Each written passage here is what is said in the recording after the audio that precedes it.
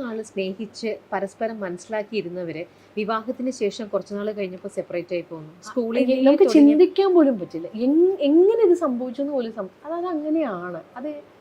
എവിടെ നമ്മൾ ആരെയാ കുറ്റപ്പെടുത്തേണ്ടതെന്ന് പോലും നമുക്ക് അറിയത്തില്ല.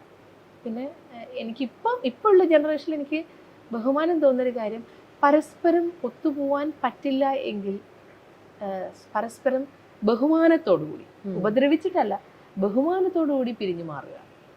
അത് നല്ല കാര്യമാണ്. എന്തിനാ രണ്ടുപേരും അവരുടെ രണ്ടുപേരും 24 hours ഇങ്ങനെ ഓവർ തിങ്കിങ് ചെയ്ത് അവരിങ്ങനെ ഫ്രസ്ട്രേറ്റഡ് ആയി അവരുടെ ഹെൽത്തിനെയും അവരുടെ മെൻ്റൽ കണ്ടീഷനെയും ചുറ്റുമുള്ളവരെല്ലാവരും ഇങ്ങനെ ഒരു പ്രശ്നം വന്നു കഴിഞ്ഞ് കഴിഞ്ഞാൽ ഇതിലേത് ചെയ്താലും വിമർശിക്കേണ്ടവർ വിമർശിച്ചുകൊണ്ടിരിക്കും, ചേർത്ത് പിടിക്കേണ്ടവർ ചേർത്ത് പിടിച്ചുകൊണ്ടിരിക്കും. അത് നോക്കണ്ട എന്നേ ഞാൻ പറയുള്ളൂ. പിന്നെ നമുക്കിതിനകത്ത് ഒന്നും പറയാൻ പറ്റില്ല എന്നേ. ഇതൊക്കെ ഭയങ്കരമായിട്ട് ചേർന്ന് വരുന്നത് ഭയങ്കര ഒരു ബ്ലെസ്സിങ്ങാണ്. ഞാൻ ചില സുഹൃത്തുക്കളുടെയൊക്കെ ഫാമിലി ലൈഫ് കാണുമ്പോൾ എനിക്ക് ഭയങ്കര സന്തോഷം.